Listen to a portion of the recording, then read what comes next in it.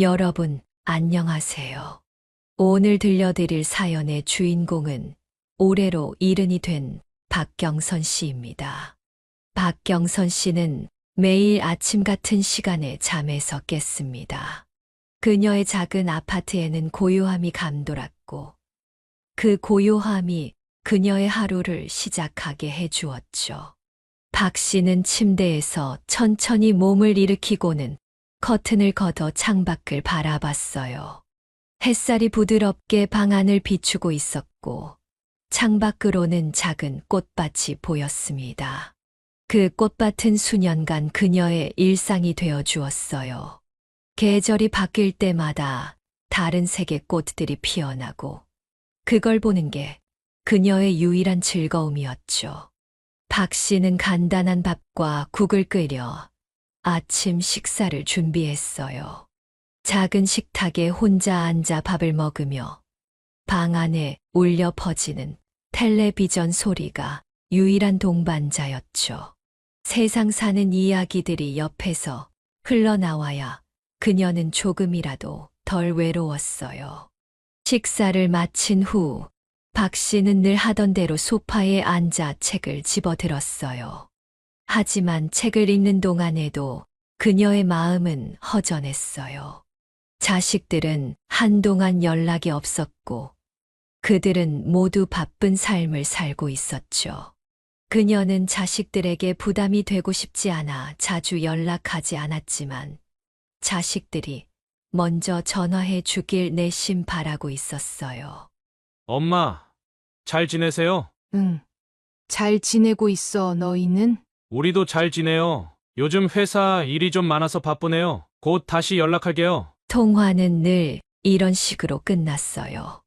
아들 경호 씨의 말은 다정했지만 깊은 대화는 없었어요. 아들 경호 씨가 자신을 걱정해 주지 않는다고 생각하지는 않았지만 경호 씨의 바쁜 삶에서 그녀는 그저 한 발 물러서 있는 느낌이었죠. 박 씨는 그 사실을 받아들이려고 했지만 가슴속 깊은 곳에서 고독감이 차오르는 걸 느낄 수밖에 없었어요. 시간이 갈수록 그런 느낌은 더욱 심해졌어요. 박 씨는 외출을 거의 하지 못한 채 작은 아파트에서 대부분의 시간을 보냈기 때문이에요.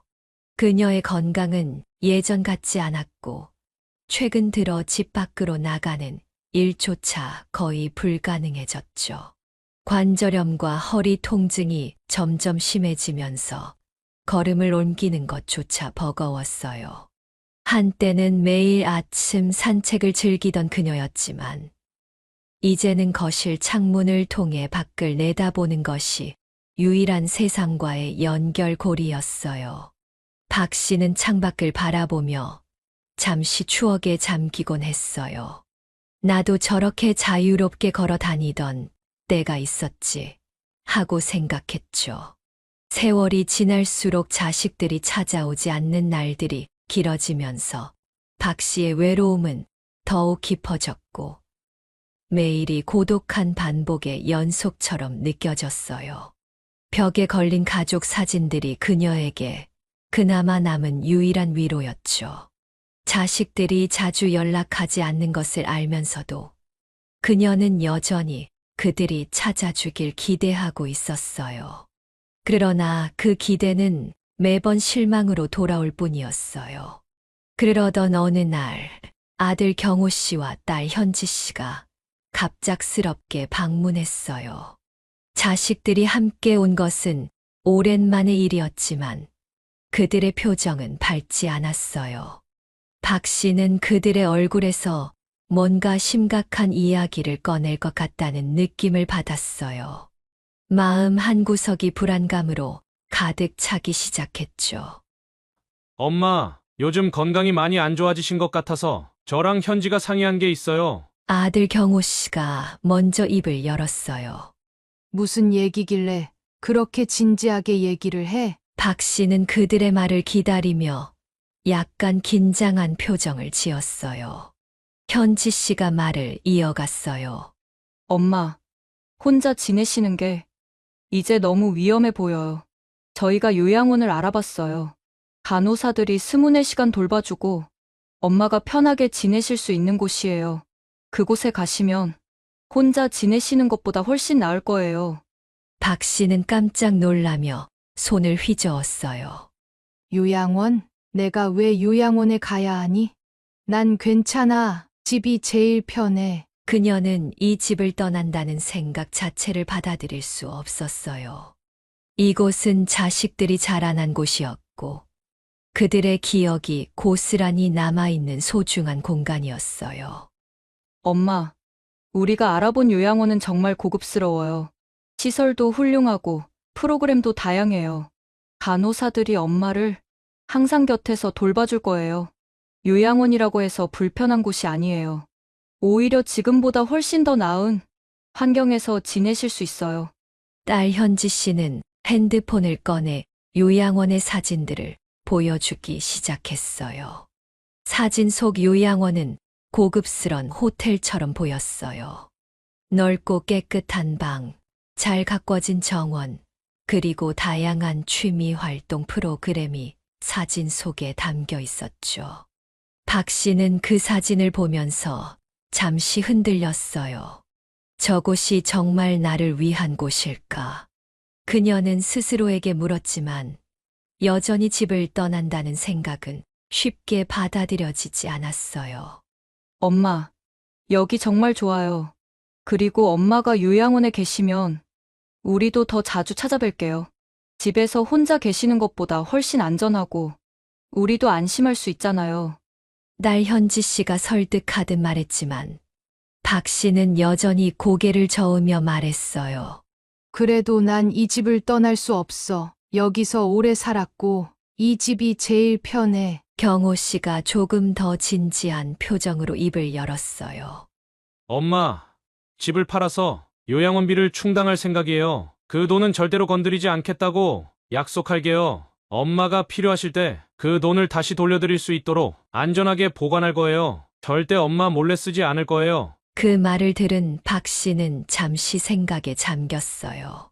집을 떠난다는 것은 여전히 무겁고 서글픈 일이었지만 그녀는 자신이 결국 더 이상 버틸 수 없다는 사실을 깨달았어요.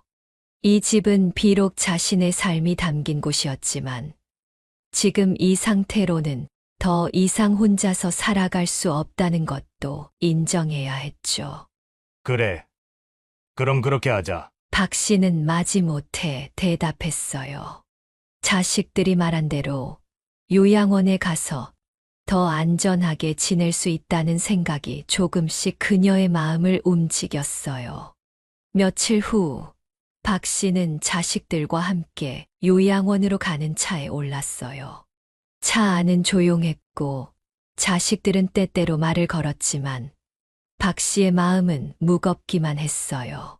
차창 밖으로 지나가는 풍경을 바라보며 그녀는 이곳이 어떤 의미를 가질지 계속 생각했어요.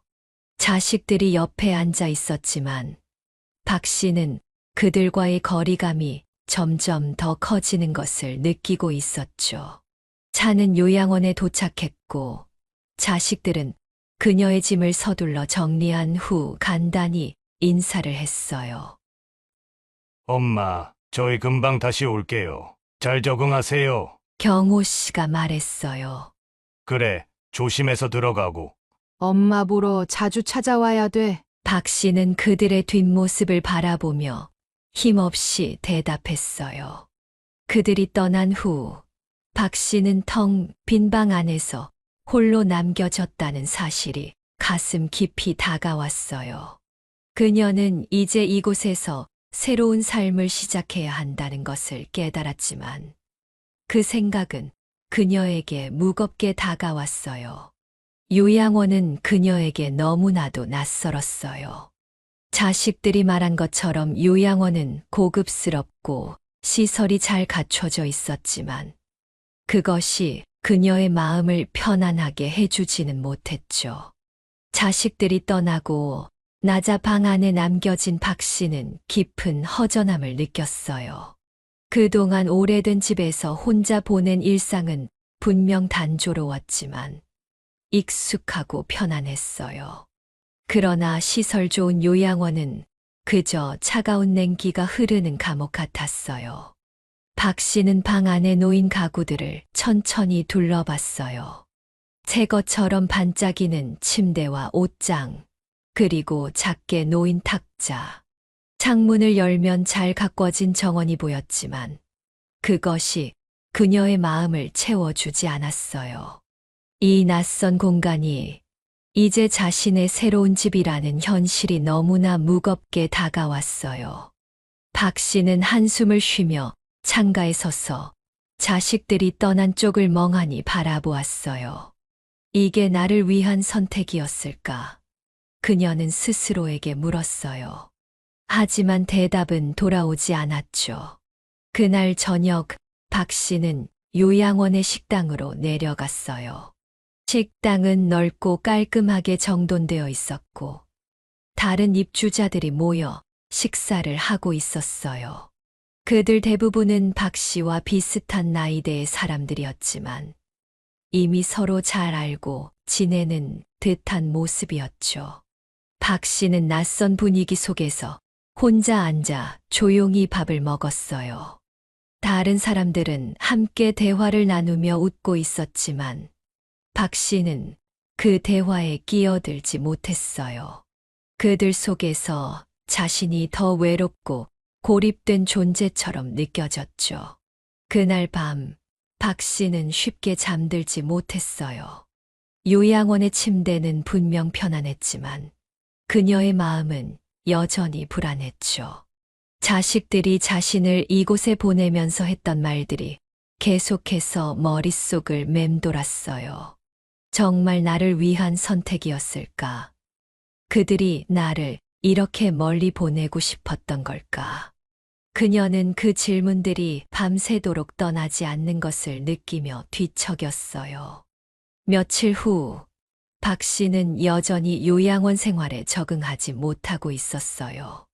방 안에 틀어박혀 있는 날들이 계속되었고, 다른 입주자들과 어울리기에도 자신이 없었죠. 그러던 어느 날, 그녀의 방 문을 두드리는 소리가 들렸어요. 박 씨는 깜짝 놀라며 문을 열었어요. 그곳에는 같은 요양원에 살고 있는 남자가 서 있었죠. 나이는 박 씨와 비슷해 보였고, 인상은 온화했어요. 안녕하세요. 저도 여기 살고 있는 김명수 씨라고 해요. 그 남자는 부드러운 목소리로 말을 걸었어요. 그는 적당한 키에 조금 마른 체격이었지만 눈빛은 따뜻했어요.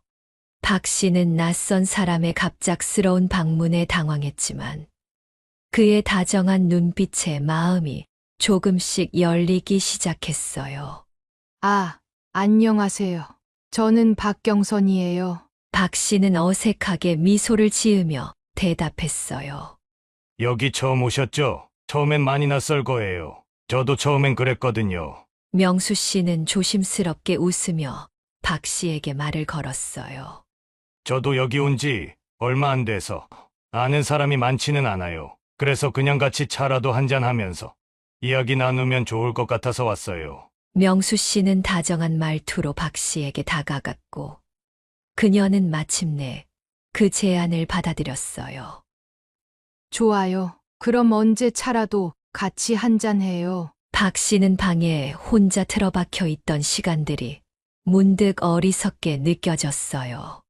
그녀는 명수 씨와 함께 요양원 내의 작은 카페로 향했어요. 명수 씨는 박 씨에게 이곳에서의 생활에 대해 이야기를 나누었어요. 처음에 요양원에 왔을 때 그도 얼마나 힘들었는지, 어떻게 적응하려 노력했는지에 대한 이야기를 들려주었죠. 박 씨는 그의 이야기를 들으면서 자신과 비슷한 처지에 놓인 사람이라는 사실에 위로를 느꼈어요. 그동안 혼자서만 힘들어했다고 생각했지만 자신처럼 이곳에 온 많은 사람들이 비슷한 감정을 겪고 있다는 사실을 깨달았죠. 처음엔 나도 여기가 감옥처럼 느껴졌어요. 하지만 시간이 지나면서 조금씩 적응하게 되더라고요. 여기가 완벽한 곳은 아니지만 그래도 나름대로 장점이 있어요. 여러 가지 프로그램에 참여하면서 다른 사람들과 어울리다 보면 마음이 한결 나아질 거예요. 박 씨는 명수 씨의 말을 들으며 고개를 끄덕였어요. 나도 조금씩 이곳에 적응할 수 있을까? 그녀는 스스로에게 물었어요. 하지만 명수 씨와의 대화를 통해 조금씩 마음이 열리는 것을 느꼈어요. 그와 함께 하는 시간 동안 그녀는 오랜만에 편안함을 느꼈죠. 그 후로 박 씨는 명수 씨와 자주 이야기를 나누기 시작했어요. 명수 씨는 늘 박 씨에게 먼저 다가왔고, 그녀가 힘들 때마다 조용히 옆에서 힘이 되어 주었어요. 박 씨는 점점 그에게 의지하게 되었죠. 명수 씨는 그녀의 마음속 깊은 상처와 불안을 이해해주는 유일한 사람이었어요. 자식들이 그녀를 요양원에 보내고 나서 느꼈던 상실감을 그에게 털어놓으면서 박 씨는 조금씩 자신을 치유해 나갔어요. 자식들에게 정말로 버림받은 것 같은 기분이었어요. 박 씨가 조용히 말했어요. 그들이 엄마를 사랑하지 않는 게 아니에요. 다만 그들도 감당해야 할 일이 많아서 그런 걸 거예요. 명수 씨는 부드럽게 말하며 그녀를 위로했어요. 그의 말 속에는 진심이 담겨 있었죠. 박 씨는 명수 씨와의 시간을 통해 조금씩 요양원 생활에 적응해 갔어요. 그가 곁에 있다는 사실만으로도 마음이 한결 가벼워졌죠. 그녀는 여전히 자식들에게 느끼는 서운함을 완전히 떨쳐내지 못했지만 적어도 이곳에서 자신을 이해해주고 의지할 수 있는 사람을 만났다는 사실에 안도했어요. 명수 씨와의 만남 이후로 박 씨의 요양원 생활은 조금씩 달라지기 시작했어요. 여전히 낯선 공간이었지만 명수 씨가 옆에 있다는 사실이 그녀에게는 큰 위안이 되었죠. 매일 아침 박 씨는 명수 씨와 함께 요양원의 정원을 산책하며 차를 마셨고, 점심 이후에는 그가 참여하는 프로그램에 종종 동참하기도 했어요. 그와 함께 있을 때면 요양원이 더 이상 차가운 감옥처럼 느껴지지 않았어요. 하지만 마음속 한편에서는 여전히 자식들에 대한 서운함이 자리하고 있었어요. 자식들이 요양원에 자신을 맡기고 한 번도 찾아오지 않는다는 사실은 박 씨에게 커다란 상처로 남아 있었죠. 자식들에게 버림받았다는 생각은 쉽게 떨쳐내지 못했어요. 그러나 명수 씨와 함께 시간을 보내면서 그녀는 조금씩 그 상처를 극복하려 애썼어요. 그러던 어느 날 요양원에서 이상한 소문을 듣게 됐어요. 새로운 입주자들이 계속 들어오면서 요양원의 자리가 점점 부족해지고 있다는 소식이었죠. 특히 건강 상태가 좋지 않은 노인들이 먼저 입원실로 보내지고 그들의 방을 새로운 입주자들이 차지하고 있다는 말들이 들려왔어요. 처음에는 그저 소문일 뿐이라 여겼지만 시간이 지날수록 그 소문이 현실이 되어가는 듯 보였어요. 박 씨는 그 소문을 들었을 때 크게 걱정하지 않았어요.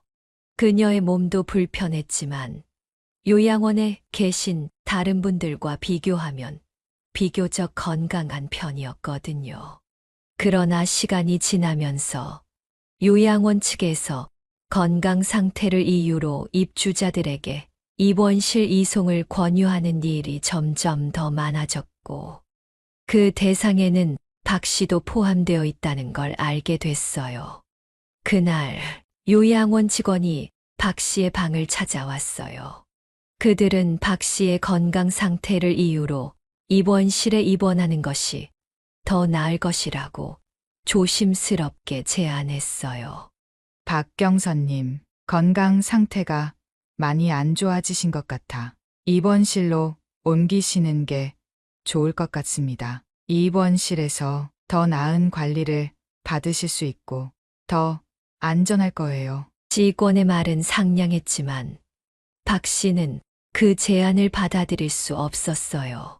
그녀는 자신이 다른 요양원 사람들보다는 건강하다고 생각했기 때문에 입원실로 보내지는 것을 받아들일 수 없었죠. 내가 왜 입원실에 가야 하죠? 나는 아직 충분히 건강한데 굳이 입원실로 옮길 필요가 없잖아요. 입원실에 갈 바에야 그냥 여기서 나갈 거예요. 여기서 마음대로 나가실 순 없어요. 무단 퇴소는 불가능하니 그 점 꼭 명심하세요. 자녀분들께서 납부하기로 한 요양원비를 받아야 하거든요. 직원은 날카로운 표정을 지으며 단호하게 말했어요. 박 씨는 그때 깨달았어요. 여기서 나가고 싶어도 마음대로 나가지 못하는 마치 새장 안에 갇힌 새가 되어버렸다는 사실을요. 그 후로도 요양원 측의 설득 같은 협박은 계속되었어요. 그들은 입원실로 가는 것이 더 나은 선택이라고 여러 차례 이야기했지만 박 씨는 이를 강하게 거부했어요. 그녀는 이곳에서 쌓아온 작은 안정감조차 빼앗기고 싶지 않았어요. 특히 명수 씨와의 관계가 깊어질수록 그녀는 입원실에는 절대 가고 싶지 않다는 생각이 더욱 강해졌어요. 그러던 어느 날, 큰 아들 경호 씨로부터 한 통의 전화가 왔어요. 그들은 요양원 측에서 들은 이야기를 전하며 입원실로 옮기는 것이 좋겠다는 말을 했어요. 엄마, 우리도 요양원에서 들었어. 엄마 건강 상태를 생각하면 입원실에서 더 안전하게 지내는 게 나을 것 같아. 경호 씨가 조심스럽게 말을 꺼냈어요. 그러나 박 씨는 그 말을 듣고 크게 화를 냈어요. 왜 자꾸 나를 입원실에 보내려는 거야? 난 아직 건강해. 여기서 지내는 것만으로 충분해. 그녀는 아들마저 자신을 입원실로 보내려 한다는 사실에 깊은 배신감을 느꼈어요. 엄마, 우리도 엄마가 행복하길 바라는 마음에서 이런 결정을 내린 거야. 입원실에서 더 잘 돌봐주니까 그런 거라고. 경호 씨가 말을 이어갔지만 박 씨는 그 말을 더 이상 들을 마음이 없었어요. 난 여기서 계속 지내던지 아니면 어떻게든 퇴소를 할 거야. 입원실에 갇히는 일은 절대로 없을 테니 더 이상 나를 설득하려고 하지 마. 박 씨는 단호하게 선언했어요. 자식들이 더 이상 자신을 통제하지 못하도록 결심한 것이죠. 하지만 박 씨는 요양원 측의 압박이 날이 갈수록 심해지는 것을 느꼈어요. 처음에는 단순히 권유처럼 들리던 입원실 입원 이야기가 이제는 명령에 가까워지고 있었고, 그녀는 그들 앞에서 점점 더 무기력해지고 있었어요. 입원실 입원을 강요당하는 상황은 그녀에게 심리적인 압박을 더했어요. 며칠 뒤 어느 날이었어요. 그날도 박 씨는 평소처럼 요양원에서 명수 씨와 시간을 보내고 있었어요. 명수 씨와 함께하는 산책과 차를 마시는 시간이 그녀에게는 큰 위안이 되었고, 요양원의 차가운 분위기 속에서도 마음을 붙일 수 있었어요. 그러나 그 평화는 오래 가지 않았어요. 어느 날 요양원 간호사가 박 씨의 방을 찾아왔거든요. 간호사의 표정은 이전과 다르게 심각해 보였고 뭔가 중요한 이야기를 전하려는 듯했죠. 박경선님, 잠깐 말씀드릴 게 있어요. 간호사는 박 씨를 침대에 앉힌 뒤 서류 몇 장을 꺼내 들었어요. 표정은 차가웠고 그녀의 말투는 전보다 더 날카로웠어요. 자녀분들이 요양원비를 줄이고 싶어 하세요. 그 순간 박 씨는 본인의 귀를 의심했어요. 자식들이 요양원비를 줄이려고 하다니. 그게 무슨 말이지? 그녀는 눈앞에 놓인 상황을 이해하지 못한 채 간호사를 바라봤어요. 지금 뭐라고 하셨어요? 박 씨는 떨리는 목소리로 물었어요. 믿을 수 없는 일이었어요. 자식들이 더 이상 자신을 지원하지 않는다는 것은 곧 요양원에서 쫓겨날 거라는 뜻이었으니까요. 박경선님, 자녀분들이 이번 달부터 요양원비를 줄이고 싶어 하신다고요. 간호사는 냉정하게 말을 이었어요. 그래서 이제 요양원에서 더 이상 지내실 수 없습니다. 내일까지 방을 비우고 스스로 입원실로 안 가시면 강제로 입원실로 옮길 수밖에 없어요. 박 씨는 온몸이 얼어붙는 것 같았어요. 아니에요. 그럴 리가 없어요. 박 씨는 간호사에게 떨리는 목소리로 말했어요. 내 자식들이 나를 이렇게 놔둘 리가 없어요. 하지만 간호사는 여전히 무표정한 얼굴로 서류를 정리하며 말했어요. 현실을 받아들이세요. 자식분들이 더 이상 요양원비를 예전처럼 내시고 싶어 하지 않기 때문에 더 이상 여기 머무를 수 없습니다. 입원실로 옮기셔야 해요. 자식분들도 이미 이 결정에 동의하셨어요. 그 말을 들은 순간 박 씨는 마치 가슴이 짓눌리는 것 같았어요. 자식들이 더 이상 자신을 돌보지 않겠다는 의미였어요. 자식들이 자신을 포기했다는 사실이 그녀를 무너뜨렸죠. 이제 정말로 나를 버렸구나. 박 씨는 속으로 생각했어요. 눈물이 나올 것 같았지만 그녀는 이를 악물고 참았어요. 이 상황을 받아들이기가 너무나 고통스러웠어요. 간호사가 나간 뒤 박 씨는 침대에 털썩 앉았어요. 그녀의 머릿속은 온갖 생각들로 가득 차 혼란스러웠어요. 자식들이 자신을 요양원에 보냈을 때도 어느 정도 충격을 받았지만 이번 일은 그때와 비교할 수 없을 만큼 깊은 상처를 남겼어요.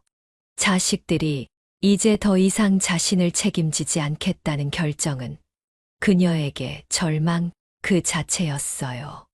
이제 어떻게 해야 하지? 박 씨는 스스로에게 물었어요. 요양원에서 더 이상 지낼 수 없다면 입원실로 가는 수밖에 없었어요. 하지만 입원실에 간다는 것은 더 이상 스스로의 삶을 통제할 수 없다는 의미였죠. 입원실은 단순한 치료 공간이 아니었어요. 그곳은 자신이 더 이상 독립적으로 살아갈 수 없다는 것을 상징하는 장소였어요. 자식들이 자신을 입원실에 보내고 이제는 더 이상 신경도 쓰지 않겠다는 결정은 그녀를 깊은 절망 속으로 몰아넣었죠. 그녀는 자식들에게 사랑받고 있다고 믿었던 시절을 떠올렸지만 이제는 그 모든 것이 헛된 믿음처럼 느껴졌어요.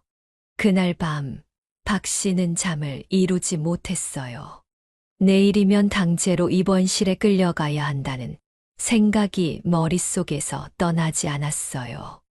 내 인생이 이렇게 끝나는 걸까? 박 씨는 창밖을 바라보며 스스로에게 물었어요. 침대에 누워 있어도 가슴 속에서 솟아나는 두려움을 진정시킬 수 없었어요. 그동안 자식들에게 의지하며 살아왔지만 이제는 그들도 그녀를 포기한 것 같았죠.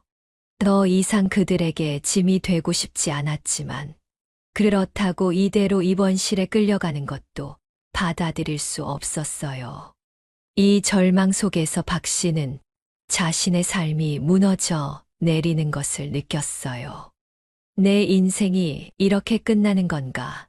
박 씨는 창밖을 바라보며 자신에게 물었어요. 이제는 자식들에게서조차 기대할 것이 없다는 절망감이 그녀를 완전히 짓눌렀어요. 나는 이제 어떻게 해야 하나 그녀는 스스로에게 물었지만 그 대답은 나오지 않았어요. 시간이 흐를수록 내일이 다가오는 것이 두려워졌어요. 그때 문을 두드리는 소리가 들렸어요. 박 씨는 몸을 일으켜 방문을 열었어요.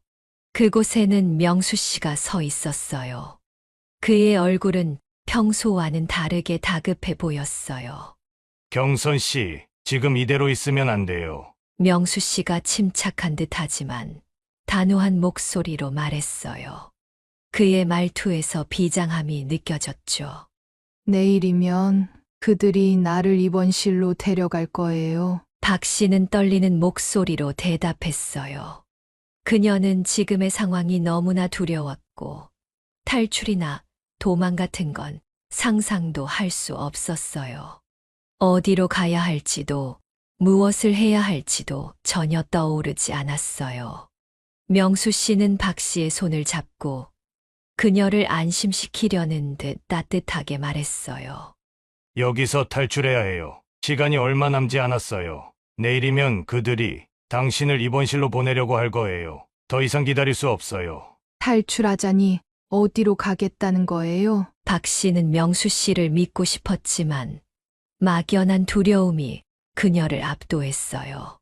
자식들도 요양원도 이제는 자신이 의지할 곳이 하나도 남아있지 않다고 느꼈죠. 명수 씨는 박 씨의 손을 단단히 잡았어요.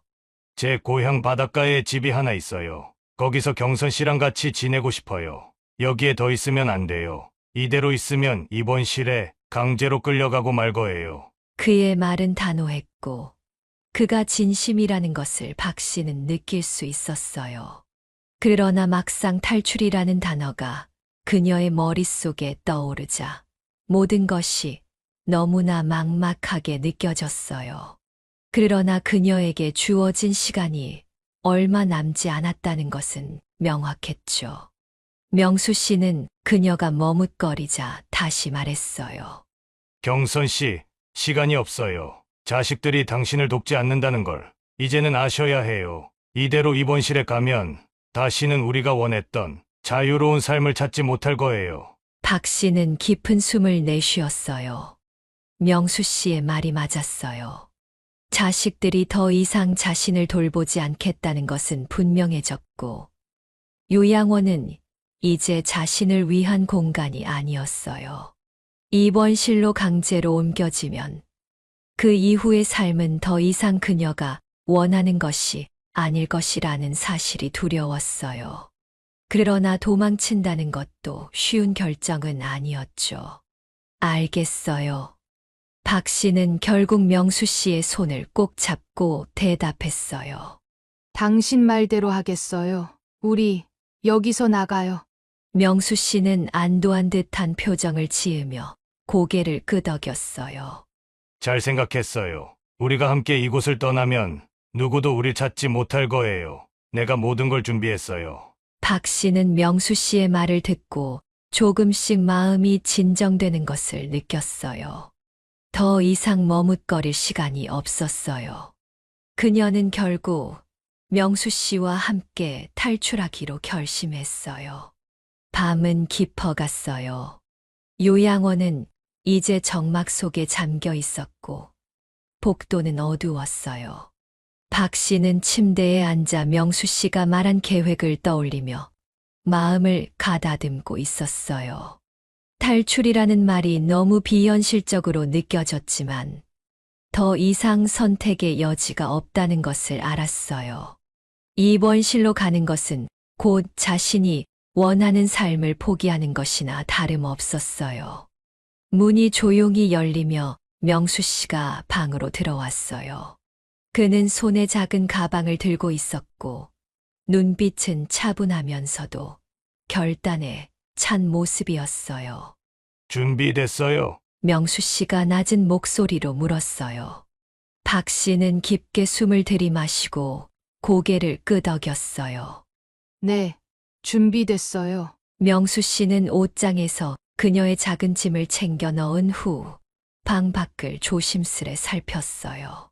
경비원들이 교대하는 시간이라 지금이 가장 안전한 때였어요.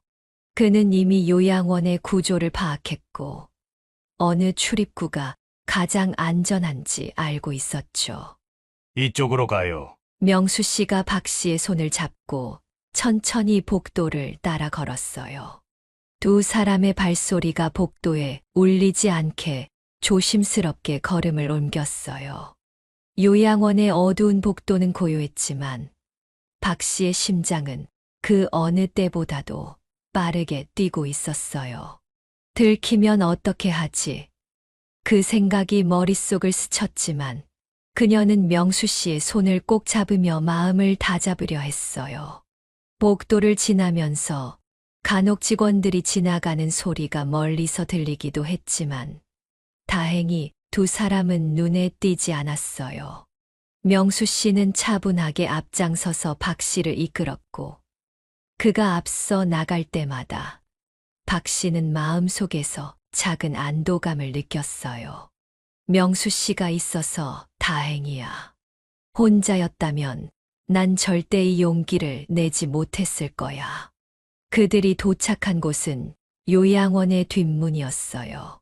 차가운 밤 공기가 박 씨의 얼굴을 스치며 들어왔어요. 그녀는 그 차가움 속에서 잠시 긴장이 풀리며 현실을 느낄 수 있었어요. 박 씨는 조용히 문 밖으로 나갔어요. 요양원의 건물이 점점 멀어지자 그녀는 자신이 이곳을 떠나고 있다는 것이 믿기지 않았어요. 다시 내 삶을 찾을 수 있을 거야. 그 생각이 그녀의 가슴에 가득 찼어요. 밤하늘의 별빛이 그들을 비추며 두 사람의 길을 밝혀주었어요. 명수 씨는 미리 준비해 둔 차로 그녀를 이끌었어요. 차에 탔을 때 박 씨는 긴장이 풀리면서도 여전히 가슴이 두근거렸어요. 차가 조용히 움직이기 시작했고 요양원이 멀어지기 시작했어요. 차창 밖으로 보이는 풍경은 어둡고 고요했지만 그녀는 그 고요 속에서 해방감을 느꼈어요. 명수 씨는 조용히 운전하며 박 씨에게 말을 걸었어요. 우리 같이 각자의 삶을 되찾고 행복하게 살아봐요. 경선 씨도 다시 경선 씨가 원하는 대로 살 수 있어요. 그의 말에 박 씨는 조용히 고개를 끄덕였어요. 이 모든 상황이 아직 실감 나지 않았지만 명수 씨의 말이 옳다는 것을 알았어요. 더 이상 자식들의 결정이나 요양원의 강요에 휘둘릴 필요가 없었어요. 그녀는 스스로의 선택으로 이곳을 떠나기로 결심했고, 이제 새로운 시작을 앞두고 있었어요. 차는 밤길을 따라 한참을 달렸어요. 박 씨는 차창 밖으로 스쳐 지나가는 어둠 속 풍경을 바라보며 마음을 진정시키려 애썼어요. 긴장이 풀리자 몸이 나른해졌지만 그녀의 마음은 여전히 새로운 삶에 대한 기대감과 두려움이 공존하고 있었어요. 앞으로 무엇이 기다리고 있을지 알 수 없었지만 적어도 그녀는 스스로 결정한 삶을 살아가기로 했다는 사실에 안도감을 느꼈어요. 차는 한참을 달려 드디어 명수 씨의 시골집에 도착했어요. 도시의 소음과는 전혀 다른 고요함이 박 씨의 마음을 감싸 안았어요. 차에서 내린 박 씨는 그 차가운 공기 속에서 마침내 진정한 자유를 느꼈어요. 입원실의 강압도 자식들의 통제도 없는 곳에서 새로운 삶을 시작하게 된 것이었죠. 여기가 바로 우리가 지낼 곳이에요. 명수 씨가 집을 가리키며 말했어요. 집은 오래된 작은 한옥이었지만 외관은 깔끔하게 유지되고 있었어요. 명수 씨는 오랜 시간 동안 이 집을 관리해왔고 그 덕분에 세월의 흔적이 느껴지면서도 정겨운 분위기가 감돌았죠. 박 씨는 집 안으로 들어가며 조용히 집을 둘러봤어요. 내부는 소박했지만 따뜻한 느낌이 들었어요. 작은 방과 거실, 그리고 부엌이 전부였지만 그녀에게는 더할 나위 없이 편안한 공간이었어요. 그동안 요양원의 차갑고 딱딱한 분위기와는 너무나 달랐어요. 박 씨는 이곳에서의 생활이 새로운 시작이라는 생각에 가슴이 설렜어요. 이제 당신은 여기서 편하게 지내면 돼요. 명수 씨가 다정하게 말했어요.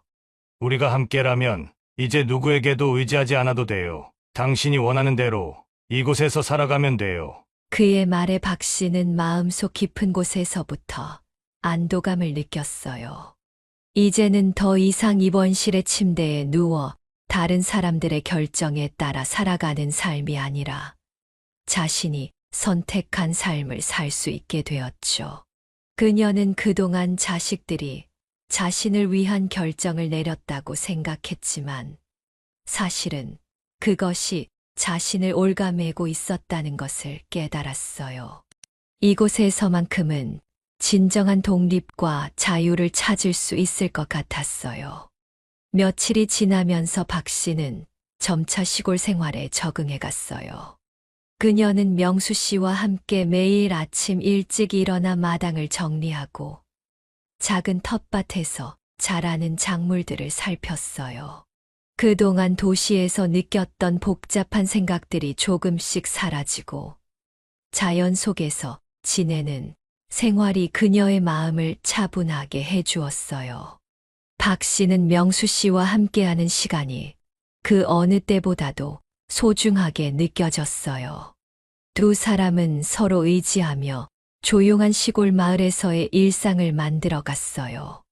이제는 자식들에게 기대지 않고 자신이 선택한 삶을 스스로 꾸려 나갈 수 있다는 자신감이 생기기 시작했어요. 그러나 박 씨의 마음 한편에는 자식들과의 문제에 대한 불안감이 가시지 않았어요. 박 씨가 해결해야 할 문제가 있었기 때문이에요. 며칠 후, 박 씨는 자식들에게 전화를 걸었어요. 이제 요양원을 떠난 상황이니 자신의 집을 판 돈을 자식들로부터 돌려받아 새로운 삶을 시작하고 싶었어요. 그러나 아들 경호 씨가 전화를 받았을 때 경호 씨의 반응은 예상과 전혀 달랐어요. 엄마, 갑자기 그 돈을 왜 찾으세요? 아들 경호가 다소 차갑게 말했어요. 엄마는 요양원에서 잘 지내시면 되는데 왜 이렇게 갑자기 나와버리셔서 저를 곤란하게 만드세요? 너희가 처음에 약속했잖아. 집을 판 돈은 내가 필요할 때 쓸 수 있게 두겠다고. 지금 내가 그 돈이 필요해서 찾으려는 건데 무슨 문제가 있어? 경호 씨는 한숨을 쉬며 말했어요. 엄마, 요양원을 떠난 게 문제예요. 우리가 엄마를 위해서 요양원도 알아보고 돈도 썼는데 엄마가 마음대로 나가시면 어떡해요? 그리곤 갑자기 돈을 내놔라뇨? 너희가 요양원비도 제대로 내주지 않아서 입원실로 강제 입원시키려 해서 살기 위해서 도망친 거야. 박 씨는 아들 경호 씨의 뻔뻔한 태도에 답답함과 분노를 느꼈어요. 내가 내 집 팔아번 돈을 찾는 게 뭐가 문제야? 그건 내 돈이잖아! 경호가 차갑게 대답했어요. 그 돈은 이미 요양원비로 많이 써버렸어요. 그리고 엄마가 그렇게 마음대로 나가버리면 우리가 더 이상 어떻게 엄마를 도와야 할지 모르겠어요. 지금 상황에서는 그 돈을 돌려드릴 수가 없어요. 그 말에 박 씨의 마음은 산산조각 나는 듯 했어요. 자식들이 처음 했던 약속을 잊고 박 씨의 당연한 요구를 거부하고 있는 현실이 너무나 충격적이었죠. 그 돈은 내 돈이야! 내가 평생을 바쳐 살던 집을 팔아번 돈이라고. 그 돈에 손대지 않겠다고 약속하지 않았니? 엄마가 요양원에서 나간 것 때문에 상황이 달라졌어요. 그냥은 못 돌려주겠네요. 옥자는 전화가 끊어진 후 한동안 침묵 속에 앉아 있었어요. 그녀는 자신이 겪고 있는 이 상황이 믿기지 않았어요. 자신들을 키워준 어머니에게 이렇게까지 차갑게 대할 수 있다는 사실이 너무나 충격적이었죠. 자식들이 박 씨에게 했던 약속들은 처음부터 모두 거짓말이었던 걸 깨달은 박 씨였어요. 내가 왜 이렇게까지 당해야 해? 박 씨는 혼잣말을 하며 눈물을 흘렸어요. 자식들에게 의지했던 시간들이 헛되게 느껴졌고, 자신이 사랑을 베풀었던 자식들이 자신을 외면하는 상황이 너무나 비통하게 다가왔어요. 그녀는 명수 씨에게 이 이야기를 털어놓았어요. 명수 씨는 박 씨의 손을 잡으며 얘기했어요. 그 돈은 경선 씨의 당연한 권리예요. 만약 경선 씨에게 그 돈을 주지 않겠다면 다른 방법을 찾아야 해요. 박 씨는 고개를 끄덕였어요. 자식들이 처음부터 자신을 속여왔던 걸 깨달은 박 씨는 이 문제들을 스스로 해결해야 한다는 결심을 했어요. 박 씨는 자식들과의 통화 후 법적 조치를 취할 결심을 했어요. 자식들이 약속을 저버리고 자신을 배신했다는 상처를 극복하고 스스로의 권리를 지키기로 결심했어요. 그 돈은 단순한 금전적 문제가 아니었어요. 그것은 그녀가 평생을 살아온 삶과 자존심, 그리고 독립된 존재로서의 자신을 지키는 일이었죠. 박 씨는 자신의 권리를 되찾는 것이 그녀의 인생을 되찾는 것과 같다는 것을 깨달았어요. 며칠 뒤 박 씨는 변호사를 찾아갔어요.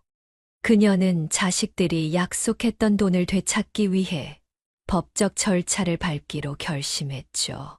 변호사와의 상담을 통해 자식들이 그녀의 재산을 부당하게 사용하고 있다는 것을 확인하게 되었고, 그녀는 고소를 통해 그 돈을 되찾을 수 있는 방법을 찾기 시작했어요. 그리고 박 씨는 자식들과의 갈등에서 벗어나 새로운 삶을 시작할 준비를 끝냈어요. 그녀는 그동안 자신을 억누르고 있던 과거의 굴레에서 벗어나 이제는 스스로의 삶을 찾을 수 있다는 확신을 얻었어요. 자식들과의 법적 갈등은 이제 시작이지만 그녀는 이제 그들에게 더 이상 휘둘리지 않을 거라는 자신감을 가졌죠. 명수 씨와 함께한 시골 생활은 그녀에게 진정한 평화를 가져다 주었고, 그녀는 더 이상 자식들에게 의지하지 않고 스스로의 결정을 존중하며 살아가기로 결심했어요. 이제 내 인생은 내가 선택한 길을 따라 살아갈 거예요. 박 씨는 명수 씨와 함께 마당에 앉아 저녁 하늘을 바라보며 조용히 말했어요. 명수 씨는 미소를 지으며 그녀를 바라봤어요. 옳은 결정을 하신 거예요. 경선 씨는 스스로를 지킬 자격이 있어요. 박 씨는 그 말에 깊은 위로를 받으며 미소 지었어요. 과거의 상처는 여전히 남아있지만 이제는 그 상처를 딛고 더 나아갈 수 있다는 확신이 생겼죠. 박 씨는 명수 씨와 함께 더 나은 삶을 향해 나아가고 있고, 그 삶 속에서 그녀는 진정한 자유와 독립을 찾고 있는 중이에요. 지금까지 박경선 씨의 사연을 들어주셔서 감사합니다. 박경선 씨와 김명수 씨의 새로운 시작이 평화롭고 행복한 여정이 되기를, 그리고 앞으로의 인생에서 더욱 빛나는 순간들이 가득하기를 바라는 마음을 담아 댓글로 축복의 한마디씩 남겨주시면 정말 감사하겠습니다. 영상을 종료하시기 전 구독과 좋아요 잊지 마시고 한 번씩 꼭 부탁드립니다. 그럼 저는 다음 영상으로 찾아뵙겠습니다. 감사합니다. 여러분, 안녕하세요. 오늘 들려드릴 사연은 올해 68세가 된 김종수 씨의 이야기입니다. 김종수 씨는 20여 년 전 아내와 이혼을 한 후 지금껏 혼자 아들 성민 씨를 키워왔습니다.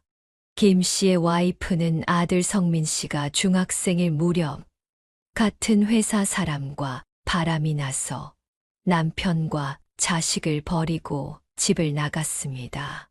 사랑했던 사람한테 받은 상처가 너무 커서였을까요?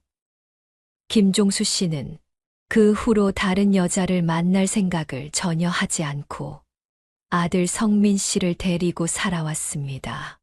바람이 나서 집을 나간 와이프를 원망하기도 하고 때론 외로움에 몸부림치는 날도 있었지만 그럴 때마다 아들 성민 씨는 김 씨가 다시 세상을 살아갈 수 있는 원동력이자 유일한 이유가 되어 주었습니다. 아들 성민 씨는 어릴 적부터 운동에 소질을 보였었고 김 씨는 아들 성민 씨가 운동선수가 되길 바랬습니다. 그리고 아들 성민 씨도 김 씨의 바람대로 운동선수가 되는 길을 걷고 싶어 했죠. 그런 아들 성민 씨를 뒷바라지하며 정말 바쁘고 치열하게 살아온 김 씨였습니다. 새벽 일찍 일어나 아들 성민 씨와 먹을 아침밥을 준비하고 출근을 하고 그리고 회사에서 일을 하고 들어오면 다시 아들 성민 씨의 운동복을 빨래하고 남은 집안일을 하다 보면 어느덧 눈을 붙여야 할 시간이 되기 일쑤였죠. 그렇게 김 씨는 제대로 된 취미도 한번 가져보지 못하고 자신을 위한 여가 시간도 모두 양보한 채 아들 성민 씨를 위해 자신의 모든 걸 쏟아부었습니다. 그렇게 세월은 흘러 아들 성민 씨는 어느새 30대 중반이 되었고 공사장에서 일한 지도 벌써 10년 차의 베테랑이 되어 있었습니다. 누구보다 운동에 소질이 있고 근면성실했던 아들 성민 씨였지만 뜻하지 않은 부상으로 인해 운동을 그만둘 수밖에 없었고 당장의 생활비를 벌기 위해 시작했던 막노동이 아들 성민 씨의 천직이 되어 있었습니다. 며칠 전까지 반팔을 입고 다닐 정도로 늦더위가 한참이었는데 어느덧 찬 바람이 살갗을 스치는 가을이 깊어지고 있었습니다. 여느 때처럼 아들 성민 씨는 일을 마치고 조금은 지쳐 보이는 모습으로 집에 들어왔습니다. 김 씨는 저녁 준비를 끝내놓고 식탁에 앉아 TV를 보고 있었고 아들 성민 씨의 인기척을 느끼고 고개를 돌렸습니다. 아버지, 저 다녀왔어요. 오늘은 별일 없으셨어요? 아들 성민 씨가 먼지로 뒤엎인 작업화를 벗으며 김 씨에게 인사를 건넸습니다. 김 씨는 TV에서 눈을 떼며 아들 성민 씨를 반겨줬습니다. 왜인지 평소보다 많이 지쳐 보이는 아들 성민 씨의 표정을 확인한 김 씨였습니다. 그래 왔니? 오늘도 고생 많았어. 근데 오늘은 일이 좀 늦게 끝났나 봐. 네, 공사 기한이 얼마 안 남아서 요즘 현장이 많이 바빠졌거든요. 아마 이번 주에는 계속 잔업하고 조금 늦게 들어올 것 같아요. 아들 성민 씨는 식탁에 앉아 시원한 물을 꺼내 마셨습니다. 평소보다 지쳐 보이는 표정의 성민 씨가 안쓰러워 보였는지 김 씨는 말없이 성민 씨의 등을 토닥여 줬습니다. 누구보다 아들을 사랑하는 김 씨였지만 감정 표현은 꽤나 서툴렀던 김 씨였죠. 일하면서 물도 많이 마시고 조금씩 쉬어가면서 해. 건강보다 중요한 건 없잖아. 아빠가 밥 준비해 놓을 테니까 얼른 씻고 나와. 오늘은 그냥 아버지 혼자 드세요. 몸이 피곤하니까 입맛도 없고 먹을 힘도 안 나네요. 김 씨는 냄비에 담긴 김치찌개를 불 위에 올려놨고 냉장고에서 반찬들을 하나씩 꺼내 식탁 위에 올려놓고 있었습니다. 그러곤 일에 지쳐 힘들어하는 아들 성민 씨를 바라보며 얘기했습니다. 그럴 때일수록 잘 챙겨 먹어야 하는 거야. 입맛 없더라도 끼니 거르지 말고 조금이라도 먹어. 아들 성민 씨는 김 씨의 말에 대답을 하지 않은 채 혼자 소매를 만지작거리고 있었습니다. 뭔가 김 씨에게 할 말이 있는 모양이었어요. 아빠, 저 드릴 말씀이 있어요. 성민 씨는 잠시 고민을 하는 듯 하더니 조심스레 김 씨에게 이야기를 건넸습니다. 왜? 무슨 일이길래 그렇게 뜸을 들이고 이야기를 해? 김 씨는 김치찌개를 젓고 있던 손을 잠시 멈추고 천천히 뒤돌아 아들 성민 씨를 바라봤습니다. 김 씨만이 알아볼 수 있는 아들 성민 씨의 표정이 있었어요. 혼자 걱정과 근심을 앓고 있을 때 나타나는 성민 씨만의 표정이 있었거든요. 다른 사람들은 몰라도 부모만큼은 알 수 있는 자식들의 표정이 있으니깐요. 저희 며칠 있으면 상견례잖아요. 그래, 이제 며칠 안 남았네. 너도 좀 긴장돼서 그래. 김 씨는 묘하게 흐르고 있는 무거운 분위기를 바꿔보려 애써 미소를 짓고 있었습니다. 그런 김 씨의 미소를 보며 성민 씨도 억지로 미소를 지어 보이고 있었어요.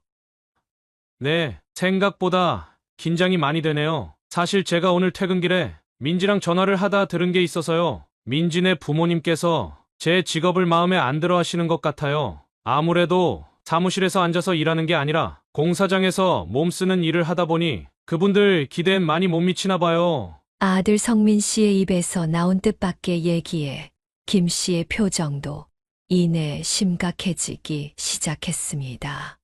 아들 성민 씨의 기분을 풀어주려고 애써 미소를 짓고 있던 김 씨였지만 그런 노력이 무색하게 자연스레 표정이 굳어지고 말았어요. 김 씨는 아들 성민 씨의 손을 따뜻하게 감싸주며 이야기를 이어나갔습니다. 민지네 부모님들이 민지한테 뭐라고 했길래 그래? 민지한테 들은 대로 그대로 아빠한테 얘기해 줄래? 민지한테 직접적으로 제 직업이 문제라고는 얘기를 하신 건 아닌데, 민지 얘기 들어보면 뭔가 눈치를 자꾸 주시는 것 같아요. 혹시 제가 직업을 바꿀 생각은 없는지 민지한테 물어봤다고 하더라고요. 성민아, 네가 하는 일이 뭐가 어때서 그래? 아빠는 누구보다 성실하고 자기가 하는 일에 진심인 성민이 네가 정말 자랑스럽단다. 물론 현장에서 일하는 기술자들을 여전히 안 좋게 보는 시선들이 남아있다는 것도 잘 알고 있어. 하지만 네가 책임감을 가지고 매 순간 열심히 살아가는 모습을 보면 그분들도 충분히 이해하실 거야. 아버지 말씀대로 그분들이 잘 이해해 주셨으면 좋겠는데 사실 겁이 조금 나는 것도 사실이에요. 상견례 자리에서 혹시나 그런 얘기들이 또 나올까 봐요. 민지한테 얘기 들어보니 부모님들이 한 성격 하시는 것 같더라고요. 김 씨는 혼란스럽고 복잡한 생각에 빠졌습니다. 사회적인 인식이 많이 바뀌었다고 생각했는데 여전히 현장에서 일하는 기술자들을 바라보는 시선이 곱지 않다는 걸 다시 한번 확인하게 됐으니까요. 만약 본인이 그런 시선을 받게 된다면 그나마 괜찮았겠지만 자기 아들이 그런 시선들을 견디며 사는 것을 보니 가슴이 찢어질 것만 같았습니다. 한동안 말없이 생각에 잠겨 있던 김 씨는 찌개가 끓는 소리를 들으며 정신을 차리고 냄비를 식탁으로 가져왔습니다. 그러곤 하나뿐인 아들 성민 씨에게 힘이 돼줄 수 있는 얘기를 해주고 싶었습니다. 성민아, 절대 너 스스로를 부끄럽게 생각하지 마. 땀 흘리며 정직하게 일하는데 눈치 볼 게 뭐가 있어. 민지네 부모님들하고는 아빠가 잘 얘기할 테니 너는 자신 있게 나가면 되는 거야. 민지랑 너랑 서로 사랑하고 행복하게 살 수 있으면 그걸로 충분하단다. 며칠 뒤 상견례 자리에서도 절대 주눅들지 말고 당당하게 있어야 돼. 알겠지? 아빠는 성민이 널 항상 믿는단다. 김 씨의 진심 어린 이야기에 아들 성민 씨는 작은 미소를 지어 보이며 대답했습니다. 네, 아버지. 저도 그렇게 생각하고 그런 마음가짐을 가져보려고 노력 중이에요. 물론 양가 집안끼리의 문제도 중요하겠지만 어디까지나 결혼을 하는 당사자는 너랑 민지라는 걸 잊지 않았으면 해. 제일 중요한 건 너희 둘의 마음이야. 성민 씨는 김 씨의 따뜻한 말을 들으며 살며시 고개를 끄덕이고 있었습니다. 걱정하고 긴장됐던 마음이 조금 풀리는 듯해 보였어요. 네, 알겠어요. 며칠 뒤 상견례 자리에서 주눅들지 않고 당당하게 잘 이야기해 볼게요. 제가 죄 지은 것도 아니잖아요. 그래, 아빠가 바라던 모습이 그런 모습이야. 아빠가 항상 우리 아들 응원하는 거 알지? 아빠도 조금 긴장되긴 하는데 다 잘 풀릴 거야. 너무 걱정하지 말자. 두 부자가 앉은 식탁에는 뜨거운 찌개의 김이 피어오르고 있었고 김 씨는 아들 성민 씨에게 조용히 수저를 건넸습니다. 어느 조용한 가을밤, 쌀쌀하고 무거운 가을 공기 속에서 두 사람의 대화는 마치 식탁 위의 찌개처럼 서로의 마음을 따뜻이 데워주고 있었습니다. 그로부터 며칠 뒤 어느 주말 오후였습니다. 쌀쌀한 가을 바람이 가로수 잎사귀들을 스치고 있었고 그 잎사귀들은 낙엽이 되어 거리를 채우고 있었습니다. 하늘은 맑고 햇살은 아직 따스했지만 그 속에 스며든 차가운 기운은 어느새 겨울이 성큼 가까워졌음을 알리고 있었습니다. 시내의 어느 고급 레스토랑 작은 방 안에는 김 씨와 사돈들이 마주 앉아 있었습니다. 식탁 위에는 정갈하게 차려진 음식들이 놓여 있었습니다. 하지만 방 안엔 왠지 모를 긴장감이 흐르고 있었습니다. 사돈댁은 그렇게 느끼지 않았을 수도 있어요. 하지만 김 씨만큼은 왜인지 긴장되고 초조한 마음을 숨길 수 없었습니다. 안 사돈은 테이블 너머에 앉은 김 씨와 성민 씨를 힐끗 보며 속을 알 수 없는 미소를 지었습니다. 레스토랑에서 흘러나오는 부드러운 클래식 음악은 오히려 그들 사이의 긴장감을 더욱 고조시키고 있었죠. 오늘 날씨가 정말 좋네요. 이렇게 날씨 좋은 날에 좋은 소식까지 있으면 더 바랄 게 없을 것 같아요. 안사돈이 미소를 지으며 이야기했지만 그 속엔 김 씨와 성민 씨를 깔보는 듯한 묘한 눈빛이 섞여 있었습니다. 이렇게 좋은 날 사돈분들도 만나 뵙고 두 아이가 결혼까지 앞두고 있으니 저도 덩달아 기분이 좋습니다. 서로 간의 긴장을 풀어보려는 듯 김 씨가 환하게 웃으며 이야기를 시작했습니다.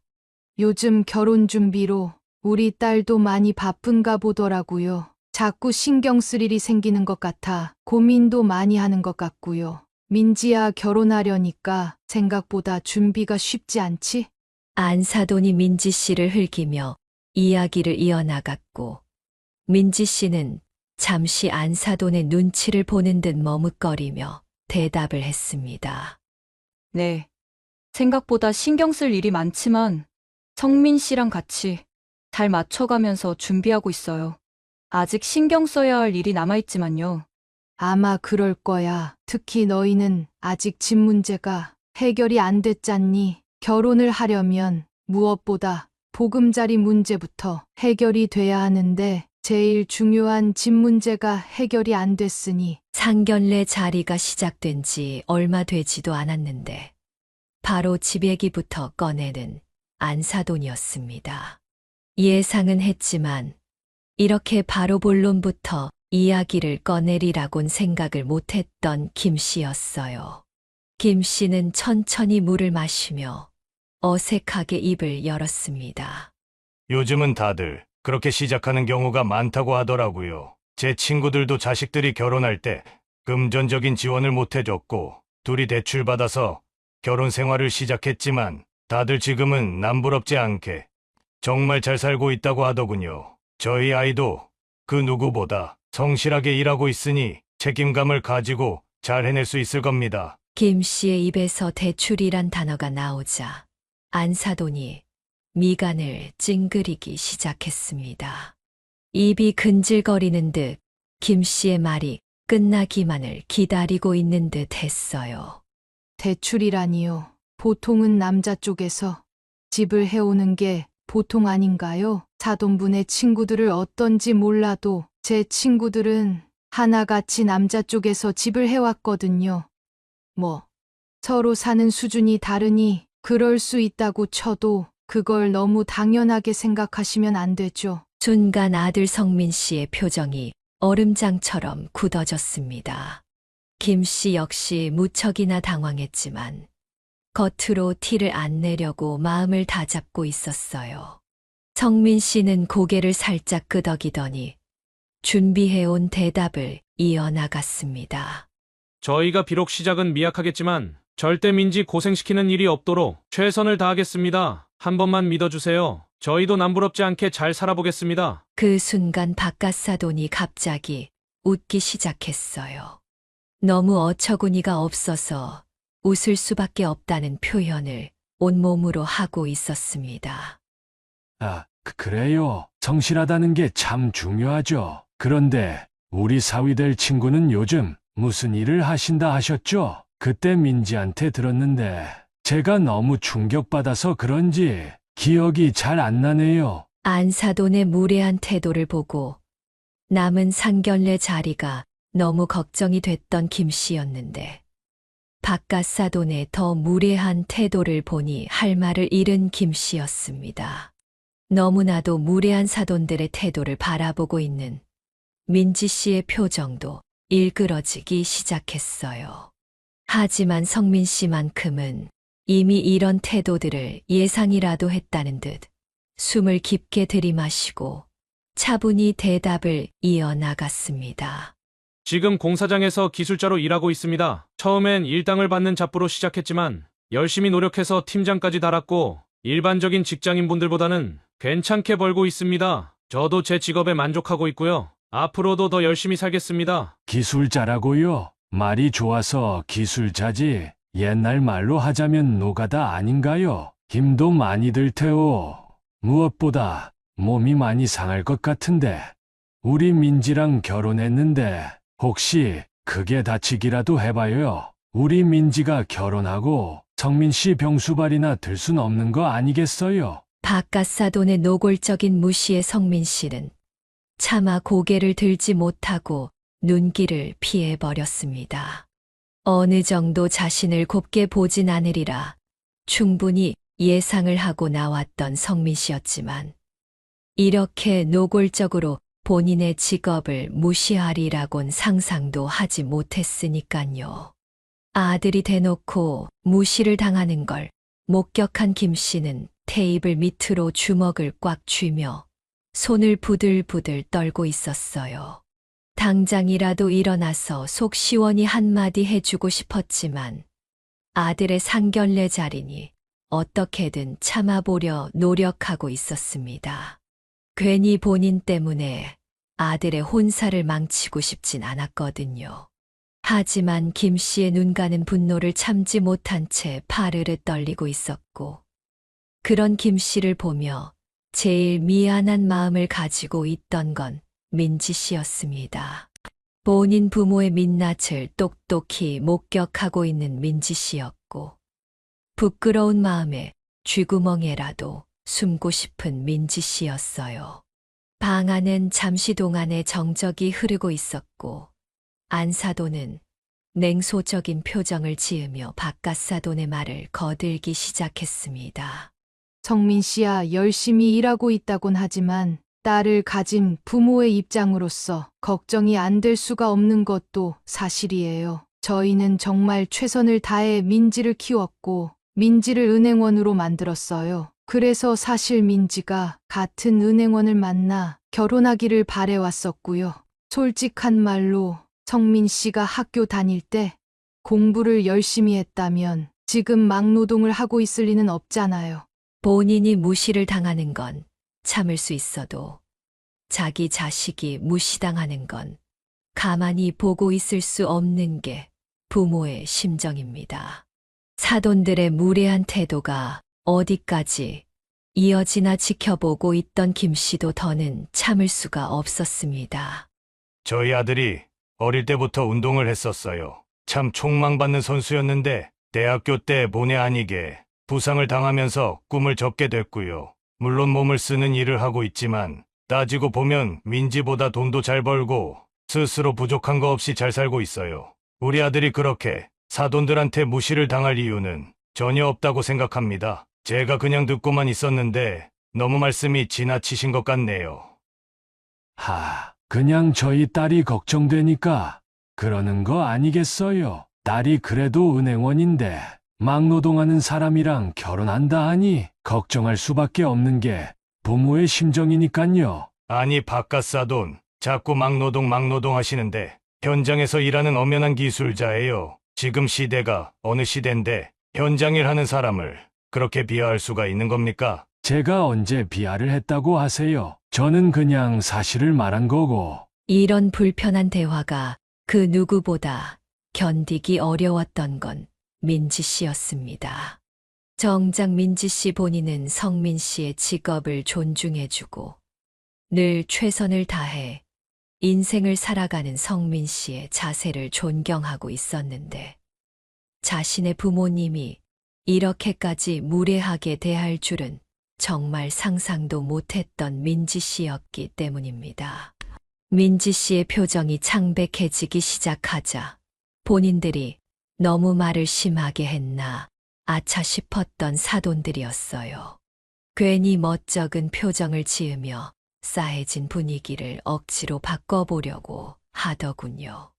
분위기가 좀 싸해진 것 같은데, 그래도 오늘 자식들 결혼을 앞두고 상견례를 하는 즐거운 날 아니겠어요? 대화를 하다 보니 서로 오해가 좀 쌓인 것 같은데, 술이라도 한잔하면서 서로 오해도 좀 풀고 이야기도 다시 나눠보죠. 지금 이런 상황에서 무슨 술을 마시자는 건지 납득이 되지 않았던 김 씨였지만 어떻게든 상견례 자리를 조용히 끝내고 싶어 바깥 사돈의 요구에 어쩔 수 없이 응했던 김 씨였어요.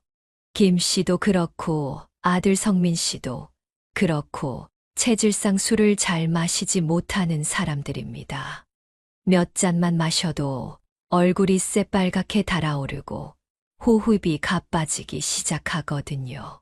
그래서 어느 정도 분위기만 맞춰주려고 맥주 한 잔 정도만 마실 생각이었어요.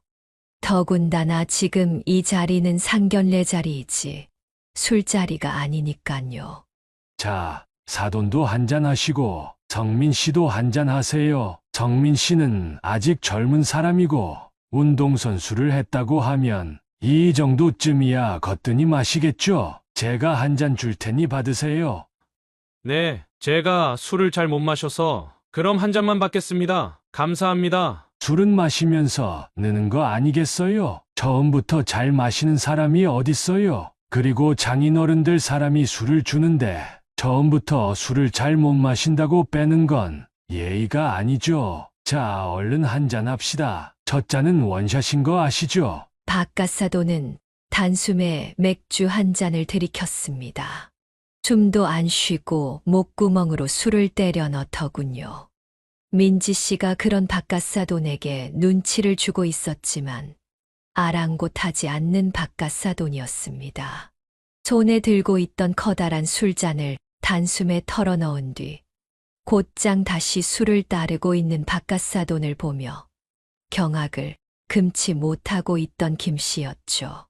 김 씨가 더 술을 못 마시겠다는 의사를 표현하자 아들 성민 씨를 데리고 술독에 빠져 사는 사람처럼 허겁지겁 술을 들이키던 바깥 사돈이었습니다. 김 씨는 아들 성민 씨에게 그만 마시라 눈치를 줬습니다. 하지만 자리가 자리인 만큼 최대한 바깥 사돈에게 맞춰주려 억지로 술을 마시고 있던 성민 씨였죠. 서로 간에 별다른 대화도 없이 앉은 자리에서 몇 잔을 원샷하던 바깥 사돈이었고 이내 취기가 오른 듯 목소리가 커지기 시작했습니다. 바깥 사돈은 이미 술을 많이 마셨지만 계속 잔을 들며 신이 난 듯 외쳐대기 시작했습니다. 자, 한 잔 더. 자네가 사위 될 사람이라면 장인어른하고 이 정도는 마셔야 하지 않겠어? 저는 이 정도면 충분할 것 같습니다. 제가 체질상 술을 잘 못 마시기도 하고 오늘은 또 중요한 자리니 실수를 하면 안 될 것 같아서요. 바깥 사돈은 갑자기 눈썹을 찡그리더니 테이블 위에 술잔을 쾅하고 내려놓았습니다. 아니 자네는 이때까지 사회생활하며 술자리 예의도 배우지 못했나? 어른이 술을 따라주면 술을 잘 못 마시더라도 마시는 신용이라도 해야 하는 거야. 속으로 참을 인자를 몇 번이나 새기고 있던 김 씨였지만 더는 지켜보고만 있을 수 없었습니다. 우리 아들이 술을 잘 못 마시는데 자꾸 억지로 강요를 하시면 어떡합니까? 사위 될 사람이랑 술 한잔 하고 싶은 마음이야 이해를 하지만 아까 전부터 너무 지나치신 것 같습니다. 저도 같이 술 마실 사람들 많아요. 제가 지금 술에 환장해서 성민이랑 술을 마시고 있는 것 같으세요? 다 생각이 있어서 그러는 거예요. 모름지기 술에 취한 모습을 보면 그 사람의 본 모습을 알 수 있는 거 아니겠어요? 장인이들 입장에서 사위를 테스트해보고 있는 중이라고요. 성민 씨를 술에 취하게 만들어 본 모습을 확인하고 싶다는 바깥 사돈의 말을 듣고 실소를 금할 수 없었던 김 씨였습니다. 그런 말을 꺼내는 본인은 술에 취해 상견례 자리에서 큰 실수를 하고 있다는 걸 모르고 있는 건지 상견례 자리고 뭐고 다 때려치우고 집으로 돌아가고만 싶었던 김 씨였죠.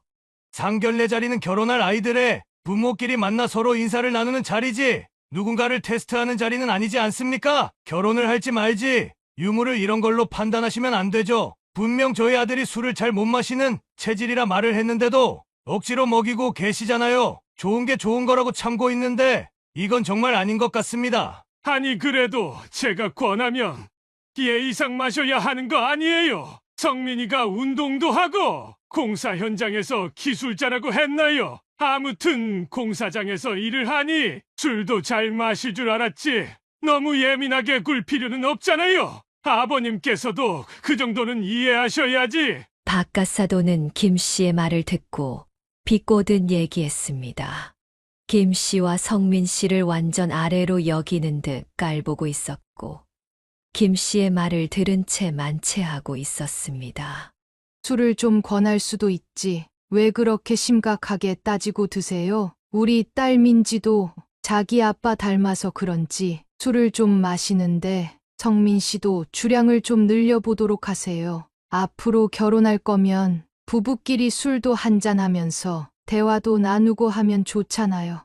그러다 우리 민지가 성민 씨 놔두고 밖으로 나돌면 어쩌려고 그러세요? 안사돈, 지금 그걸 말이라고 하세요? 뭐 지금 성민이 놔두고 민지가 바람이라도 피겠다고 선전포고 하시는 겁니까? 20여 년 전 와이프가 회사 사람과 바람이 나서 집을 나간 이후 가슴 속에 묻어두었던 상처가 깊이 파헤쳐지는 듯한 기분을 느낀 김 씨였습니다.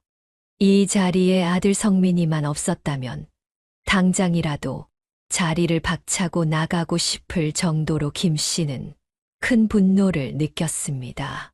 아들의 혼사에 대해 이야기를 나누는 상견례 자리이고 아들 성민이가 민지를 너무 사랑하는 것을 잘 알고 있던 김 씨였기 때문에 상견례 자리 내내 꾹 참고 있었습니다. 하지만 계속해서 선을 넘는 사돈들을 더는 좌시하고 있을 수 없는 김 씨였어요. 김 씨가 큰 소리를 내자 사돈들은 잠시 당황하는 듯 하더니 곧 김 씨를 비웃듯 눈을 가늘게 뜨고 김 씨를 쳐다봤습니다.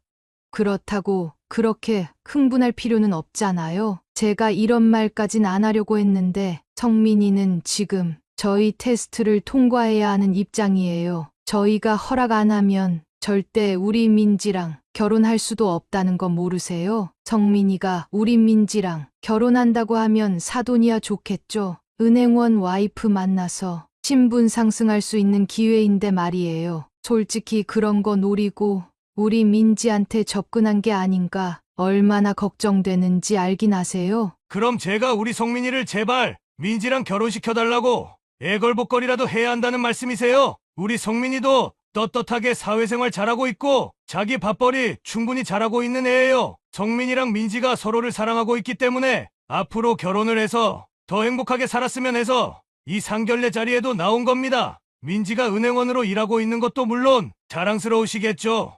하지만 성민이도 부족함 없이 자기 앞가림 잘하고 있고 따지고 보면 월급도 민지보다 더 많이 버는데 이렇게 비굴하게 결혼 성사시킬 마음 없어요. 사돈들의 비꼬는 말을 더 이상 참을 수 없었던 김 씨였습니다.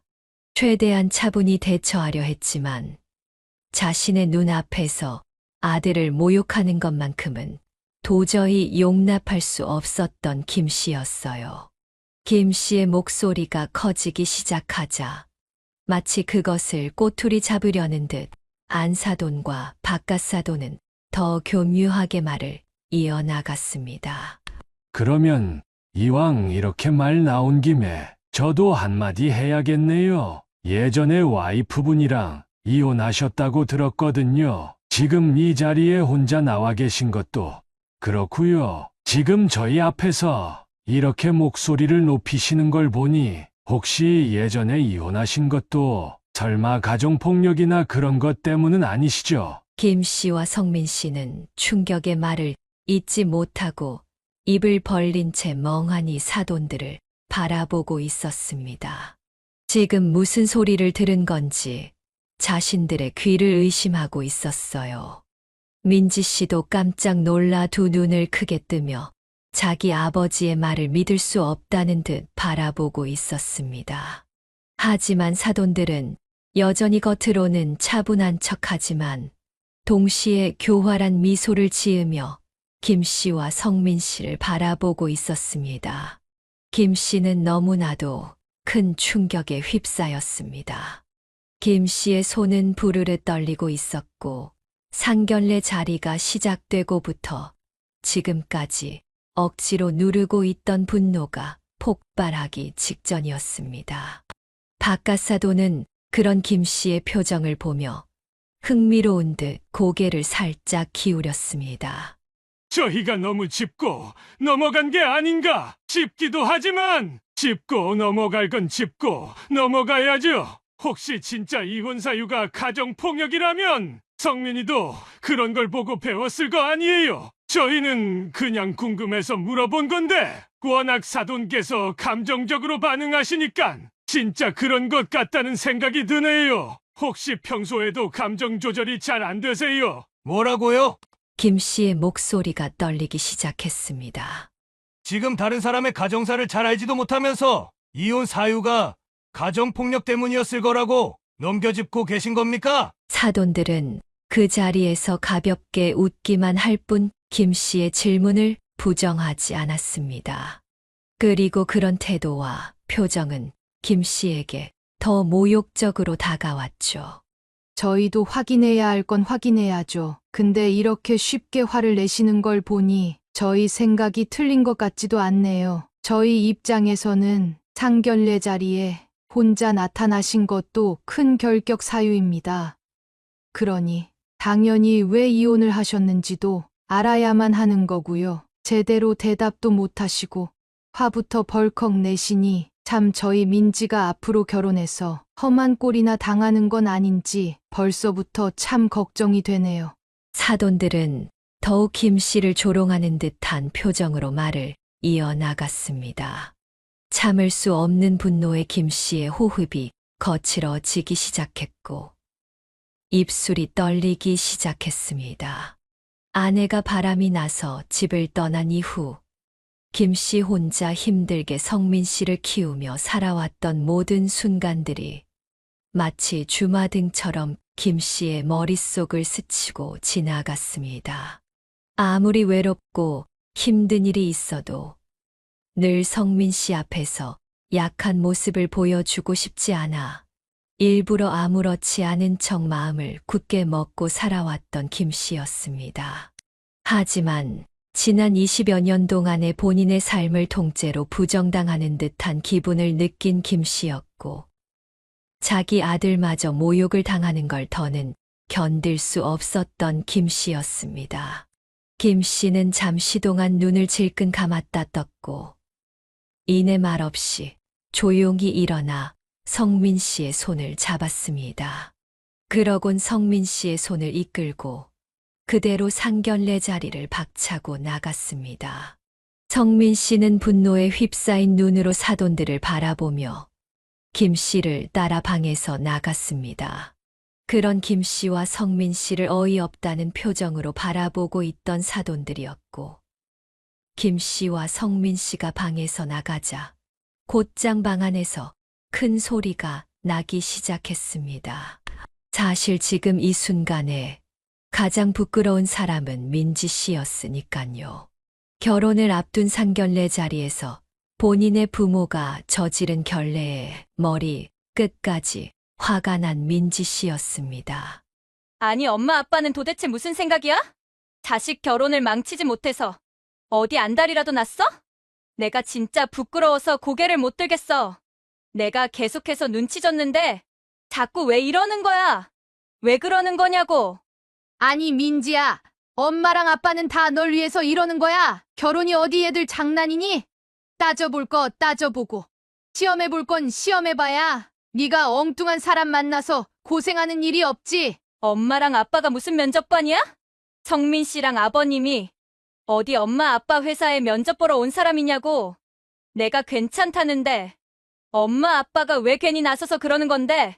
난 성민 씨 직업 아무렇지 않고 오히려 열심히 사는 성민 씨의 그런 모습이 더 좋은데 왜 딸 결혼을 방해하고 있냐고. 집 문제도 그냥 나랑 성민 씨가 모아놓은 돈에 대출 더 받아서 사면 되는 거잖아.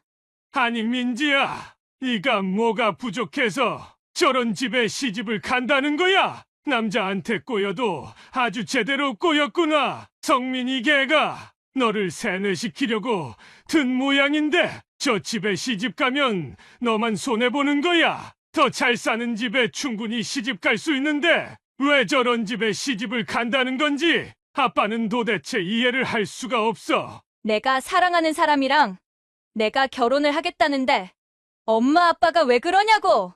방 안에서 웅성거리는 소리를 뒤로 한 채 김 씨와 성민 씨는 조용히 집으로 향했습니다. 집으로 돌아가는 택시 안에서 두 부자는 아무런 대화를 나누지 않았어요. 김 씨는 알 수 없는 죄책감에 시달리고 있었습니다. 안사돈의 말처럼 아들이 결혼할 때 집을 해줄 수 있는 형편이었다면 이런 모욕을 겪지 않을 수 있었던 건지, 그리고 아들 성민이에게 운동을 해보는 게 어떻냐 권유를 한 자신의 판단이 잘못됐던 건지, 복잡한 생각들이 끝없이 김 씨의 머릿속을 헤집고 있었어요. 괴로운 건 성민 씨도 마찬가지였습니다. 자신의 아버지 김 씨를 욕보인 건 사돈들이지만 왠지 스스로가 불효자가 된 것만 같은 괴로움에 빠져 있었어요. 그리고 여전히 민지 씨를 사랑하는 본인의 마음엔 변함이 없지만 민지 씨의 부모님들을 보니 결코 이루어질 수 없는 결혼이라는 생각도 성민 씨를 괴롭게 만들었죠. 집에 도착한 후에도 둘은 한동안 아무런 대화도 나누지 않았습니다. 오늘 겪은 참담한 일 때문인지 서로 어떤 말도 먼저 건네기 힘든 상황이었어요. 집안엔 고요한 정적만이 흐르고 있었고 김 씨는 마침내 용기를 내어 아들 성민 씨를 위로해 주었습니다.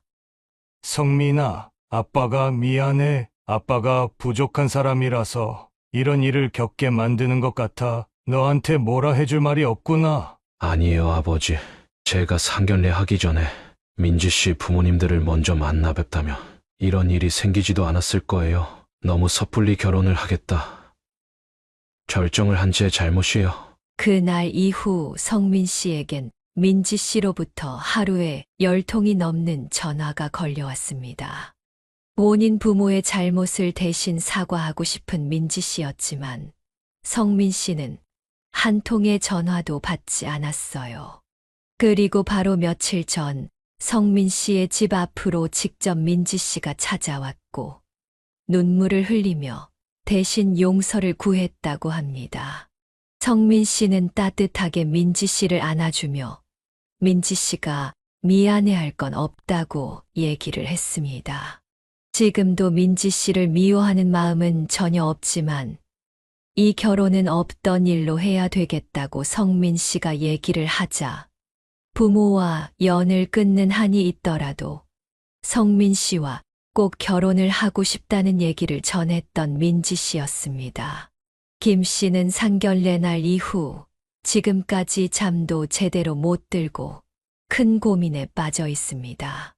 민지 씨의 간곡한 부탁 이후 성민 씨가 다시 큰 고민에 빠졌기 때문이에요.